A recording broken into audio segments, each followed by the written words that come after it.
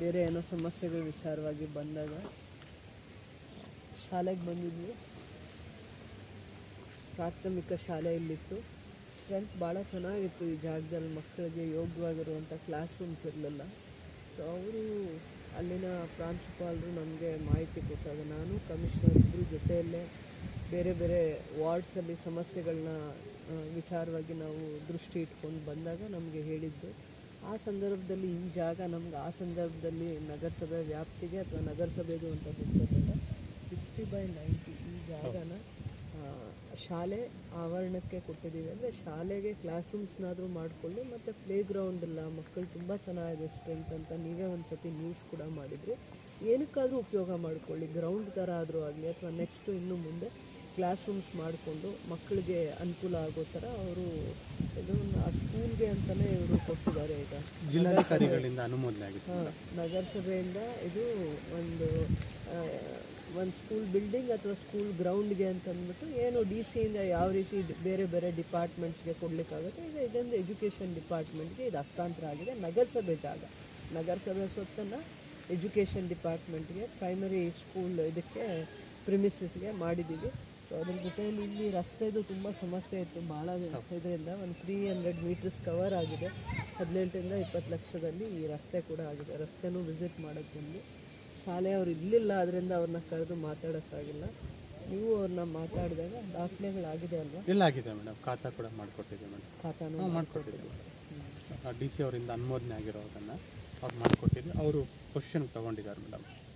ಆಮೇಲೆ ಇನ್ನೂ ಒಂದು ವಿಚಾರ, ನಾವು ಪೊಲೀಸ್ ಅಕಾಡೆಮಿಗೆ ಒಂದು 100 acres ಜಾಗ ಕೊಟ್ಟಿದ್ವಲ್ಲ, ಇಂಡಿಯನ್ ರಿಸರ್ವ್ ಪೊಲೀಸ್ ಅಕಾಡೆಮಿಗೆ. ಅದು ಪೋಸ್ಟ್ಸ್ ಎಲ್ಲ ಏನಂತ ಕ್ರಿಯೇಟ್ ಮಾಡಿ FD-ಯಿಂದ ಅಪ್ರೂವಲ್ ಸಿಕ್ಕಿ ನಮಗೆ ಅದು ಸ್ಯಾಂಕ್ಷನ್ ಪೋಸ್ಟ್ ಏನು, ಯಾವ ಥರ ಏನು ಅಂತ ಅದರದ್ದೆಲ್ಲ ಕರೆಸ್ಪಾಂಡೆನ್ಸ್ ಆಗಿದೆ. ಅಂದರೆ ಆದಷ್ಟು ಬೇಗ ನಮಗೆ ಆ ಜಾಗದಲ್ಲಿ ನೆಕ್ಸ್ಟು ಅದು ಪೊಲೀಸ್ ಟ್ರೈನಿಂಗ್ ಅಕಾಡೆಮಿಗೆ ಏನೆಲ್ಲ ಪೋಸ್ಟ್ನ ಕ್ರಿಯೇಟ್ ಮಾಡ್ತಾರೆ, ಏನೆಲ್ಲ ನೆಕ್ಸ್ಟು ಅದ್ರದ್ದು ಏನು ವ್ಯವಸ್ಥೆಯಿಂದ ನಾವು ಜಾಗ ತೊಗೊಂಡಿದ್ದೀವಿ ಅಂತ. ಬೇರೆ ಕಡೆ ಅವ್ರಿಗೆ 50-60 ಎಕರೆನೂ ಕೊಟ್ಟಿಲ್ಲ, ನಾವು ಪ್ಯೂರ್ ಲ್ಯಾಂಡ್ 100 acres ಕೊಟ್ಟಿರೋದ್ರಿಂದ ಎರಡೇ ಆಗಿರೋದು ನಮ್ಮ ಕರ್ನಾಟಕ ಸ್ಟೇಟಲ್ಲಿ.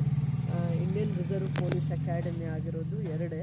ಅದು ಒಂದು ನಂದಿ ಬೆಟ್ಟದ ಹತ್ರ ಆಗಿದೆ, ಇನ್ನೊಂದು KGFಗೆ ಆಗಿದೆ. ಇದು ನಮಗೆ ಆದಷ್ಟು ಬೇಗ ಸೆಂಟ್ರಲ್ ಗೌರ್ಮೆಂಟ್ ಕಾಸ್ಟ್, ಅದು ಸೆಂಟ್ರಲ್ ಗೌರ್ಮೆಂಟಿಂದ ಅನುದಾನ ಬರುತ್ತೆ. ಸೊ ಇದು ಒಂದು ಇದ್ರದ್ದು ಮಾಹಿತಿ ಕೂಡ ಮೊನ್ನೆ ಅಷ್ಟೇ ಕಳಿಸಿದ್ದಾರೆ ನಮಗೆ. ಇದಾಗಿದೆ, ನೀವು ಜಾಗ ಕೊಟ್ಟಿರೋದ್ರಿಂದ ಇಂಥದ್ದೆಲ್ಲ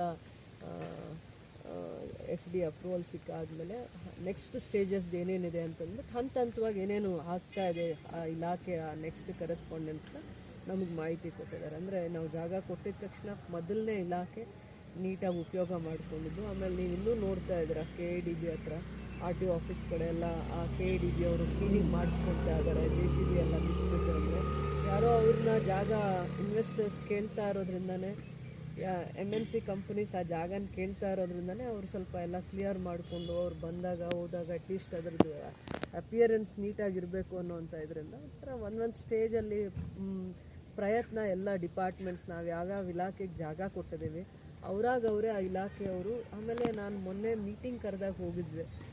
KIDBಯಲ್ಲಿ KGF ಜಾಗ ಬಿಟ್ಟರೆ ಬೇರೆ ಸದ್ಯಕ್ಕೆ ಅವ್ರಿಗೆ ಯಾವ ಜಾಗನೂ ಈಗ ಅವೈಲೇಬಲ್ ಇಲ್ಲ. ಯಾವುದಾದ್ರೂ ಕಂಪ್ನೀಸ್ ಬರಲಿ, ಮಲ್ಟಿನ್ಯಾಷನಲ್ ಕಂಪ್ನೀಸ್ ಬರಲಿ, ಇಂಟರ್ನ್ಯಾಷನಲ್ ಕಂಪ್ನೀಸ್ ಬರಲಿ, ಇನ್ವೆಸ್ಟರ್ಸ್ ಬರಲಿ, ನ್ಯೂ ಸ್ಟಾರ್ಟಪ್ಸ್ಗೆ ಯಾವುದು ಬೇರೆ ಜಾಗ ಇಲ್ಲ ಅನ್ನೋಂಥದ್ರು ಕೂಡ ಮಾಹಿತಿ ಹೇಳಿದ್ರು. ಇದೊಂದು ಮಾಹಿತಿ ನಿಮಗೋಸ್ಕರ ಇರಲಿ.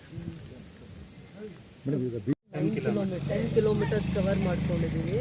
ಯಾವ ಥರ ಅಂದರೆ KGF ಹೃದಯ ಭಾಗದ ಜೊತೆಯಲ್ಲಿ KGF ನಮ್ಮ ನಗರಕ್ಕೆ ಬರೋವಂಥ ಎರಡೂ ಕಡೆನೂ ನಾವು ಅಂದರೆ ಬೆಮೆಲ್ಲಿಂದ ಶುರು ಆಗುತ್ತೆ, ಆಲದ ಮರದಿಂದ ಶುರು ಆಗುತ್ತೆ ಬೆಮೆಲ್ಲು.